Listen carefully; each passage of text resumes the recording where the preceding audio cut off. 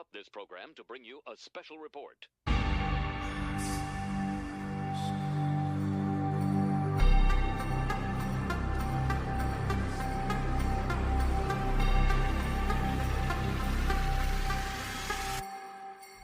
Welcome to the 2023 Dakar Rally edition of the Chasing Waypoints podcast. Bringing you daily updates as competitors take on over 5,000 miles in 15 days across the Arabian Peninsula. Don't forget, hit that subscribe button so you don't miss any updates. And if you haven't already, make sure to follow us on Instagram at Chasing Waypoints for more updates and news from the bivouac. That being said, let's get to it. All right, what is going on, guys? Stage 13 is underway. A little bit late for the preview show. Stage preview, as we got notifications earlier that the show had begun already. But hey, here we are. Second to last stage of the 2023 Dakar Rally. And promises to be a good one. We knew it was going to be a bit of a short stage today. They weren't going to run that many miles. So we'll talk a little bit about that one. And then I will say it was pretty interesting. I was listening to one of the other podcasts about the Dakar Rally, and we were listening in, and there were some good points that were made to it. One of which is the time, the bonus time, and how this works, and how this could actually play a factor into this particular stage, which was kind of sad. Like, I don't know if I want to see sad. So, okay. So for those of you guys that don't know what I'm talking about. So, for the Dakar, they introduced something this year where they're doing a bonus time for people, for the stage openers, right? So the guys that do well, finish the stage up top, they're giving them a bonus to, that's in line with 1.5, 1 or half a second per kilometer as they get to a certain part in the stage, the refueling, something like that. And so the idea is that you want to be the guy up front because that's the position that awards the most amount of time per kilometer. So you want to lead as many, to as many waypoints as you want or as you can to capitalize on that bonus time.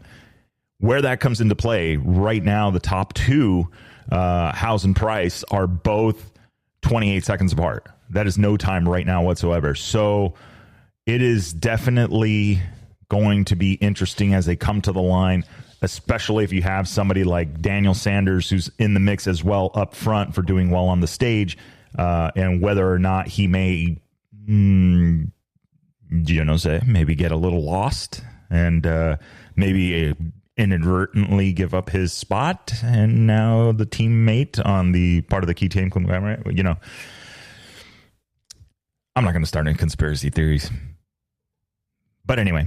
So that is that is kind of what's going on there. But the stage is underway, and before we get into that, there's also another bit of news that I saw coming out of the bivouac, and the hardest decision a racer can make is when they feel like they could continue, but they know they shouldn't. And unfortunately, Mason Klein had to make that decision today, and it sucks. I've been around enough racers. I've raced in the past, albeit in a different form. And, I understand that. And I've seen the frustration on racers' faces, and knowing that, I could go a little further. It's one thing when it's mechanical. It's another thing when it's physical. Only they themselves know kind of what is going on inside and what their body is telling them. And unfortunately, with the incident that Mason had, the injuries have just not have progressed enough to where it's not possible for him to ride. So best of luck and a speedy recovery for him. We got a lot of ground to cover for this year. Still the World Rally Raid Championship. He's still got all the races to go for that. So we're absolutely excited to see how he does and how quickly he recovers from this. Obviously we want him 100% in getting out to the races, and he is absolutely, without a doubt, put an exclamation point on last year's performance and now this year's performance, showing that he has the pace to be up top. So if people thought last year was a fluke, he proved them wrong this year. And so just like a lot of the guys and any of the guys, this was a very tough Dakar. He made it very far. He put his exclamation point on what he needed to do. And unfortunately, you know, it's he's going to have to hang up the helmet for this race. But you know, there's plenty of more races to be had, and we wish him the best on that. So, all right. With that being said, let's get into the stage breakdown because these guys are already out on the course. Today's course, 154 kilometers or 95 miles is what these guys were going to run. Then they're going to do a 319 mile commute back to the bivouac. So they are going from Shaiba to Al Hoof, and then tomorrow is going to be from Al Hoof to Daman for another short stage. Now, something interesting about tomorrow's stage is that they're actually flipping the order on it. So the overall order is going to be reversed. So the bike that is in last place at this moment or at the end of this stage will be the first bike out on stage tomorrow for the final stage of the 2023 Dakar Rally. So we'll take a look at that here in a little bit. We'll probably talk more about it on the results show tomorrow morning. But let's get into this. So today's stage, right, we got a short 9-kilometer section, so just under 6 miles from the bivouac to the start of the stage. Then from the start of the stage, they're going to go to kilometer 153. So right to business, no gas stops, straight to the finish, 162 kilometers. Right now, Toby Price and Skylar Howes, 28 seconds apart.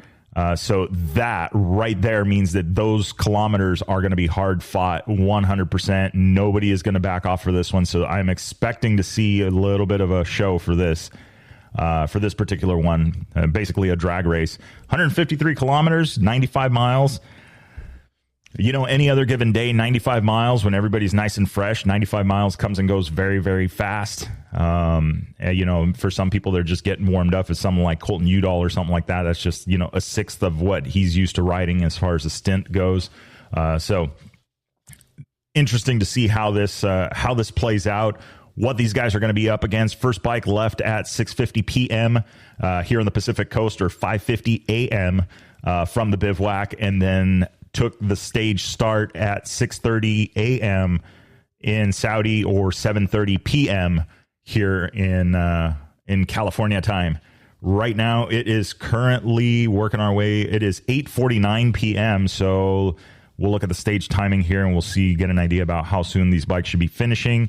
They are going to have a refueling at the end of the stage. Then they go at 250 kilometers for a stop.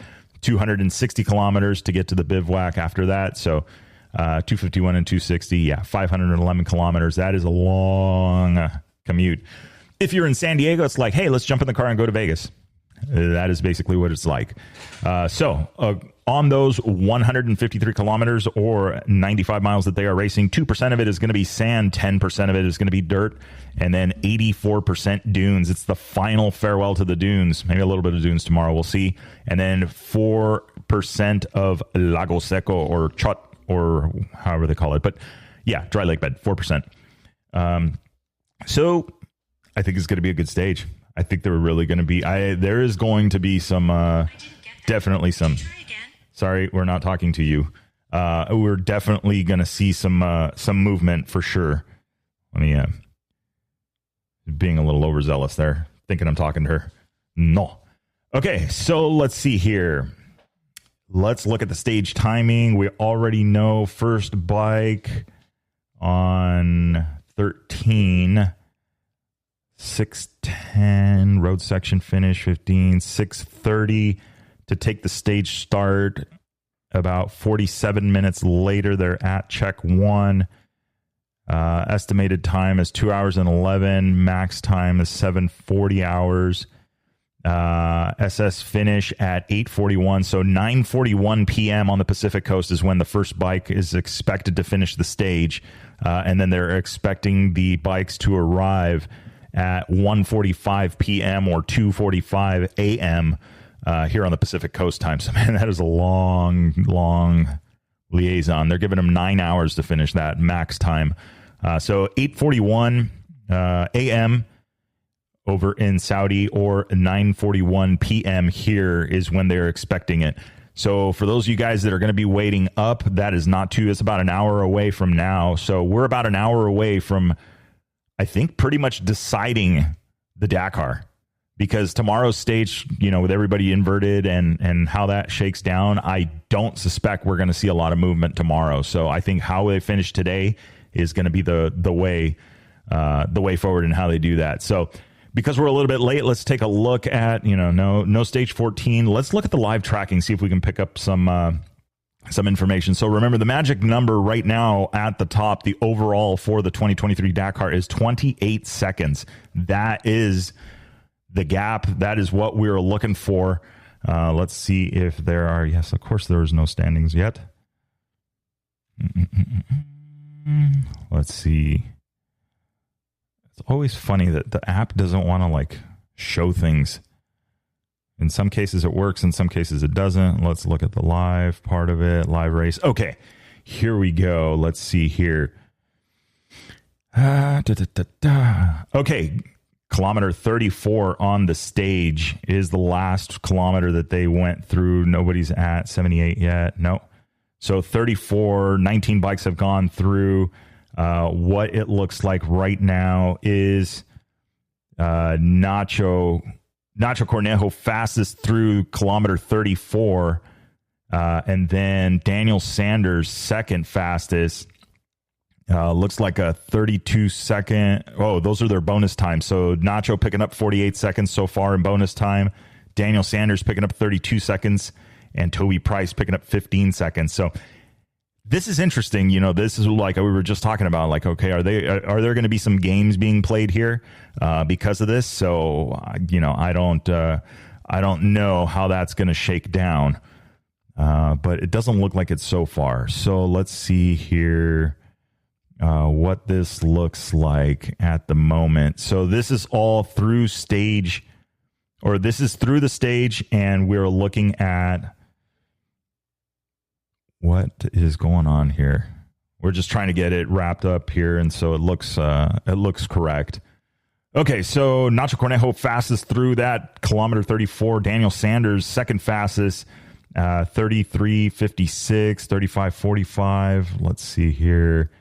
If we switch it over to the gaps, 4 minutes back. Daniel Sanders in second, 2:17 back. Toby Price, 1:12 back. Matthias Walkner fourth, 1:13 or 1:53 back.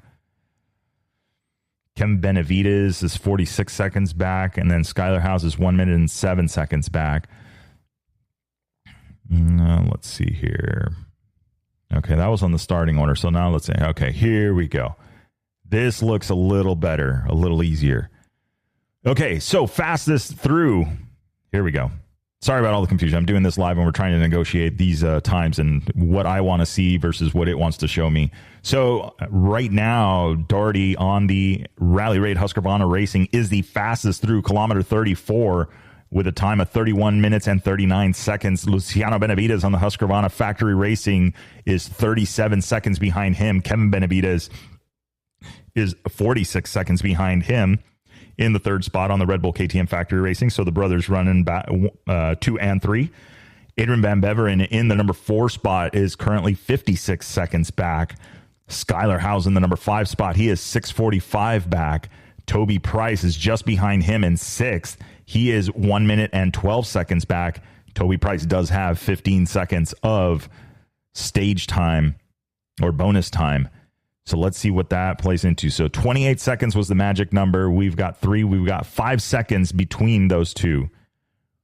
It's 5 seconds on the time, but also Toby Price has got 15 bonus seconds on it. So right now it's looking like we're growing that gap between Skylar House and Toby Price. Toby Price with the advantage there. But let's see. I mean, we're literally on the front half of the stage, so we still got a ways to go there. Ross Branch in the number 7 spot. He is 7th fastest right now. He is 1 minute and 13 seconds back from the leader. And then Pablo Quintanilla in the number 8 spot on the Monster Energy Honda team. He is 1:16 back, followed by Sharena in the number 9 spot. He is going to be 1 minute and 16 seconds back. So still a tight stage. Let's see how far. Okay. To get to 2 minutes right now, you got to go all the way back to the number 12 spot. Right? Luciano Santolino and the Sherco Factory bike. So anybody's race still, very early on in the stage. I am going to be watching this. I was thinking of going to bed, but no. I think I'm going to have to figure out how to wait an hour just to see how this goes through. 19 bikes were through last time. Let's see if nobody has made it to kilometer 78. And then KP 114 is the last checkpoint, the last part before they hit the arrive special stage. So we are almost there. We're still in the beginning part of it. Right now, they are in the dunes all the way through 78, and not till after 78 is when they're going to get into the sandy stuff. So let's see how this shakes down. All right. Not too bad. Hope you guys are watching the show or watching the tracking and watching what is going on. Again, to everybody that has participated in this year's 2023 Dakar and unfortunately will not be collecting the finish. Yeah. What do you say to that? You guys put a hell of a show. It is absolutely no feat. It's two races, really, the Dakar. One is to get there, and then one is to run it. And which is harder? Only the people that have participated in it will know. So to those that participated, went and gave it their all, hats off to you guys. It is an absolute monster accomplishment just to get there. Not only that, but then also taking the start line. So we wish you guys a speedy recovery. And there's plenty of rallies left to do for 2023. So let's turn and focus on that. I look forward to speaking with you guys and just checking in with you and seeing how everything is going. So with that being said, guys, remember, it will make sense when you get there. Enjoy the ride.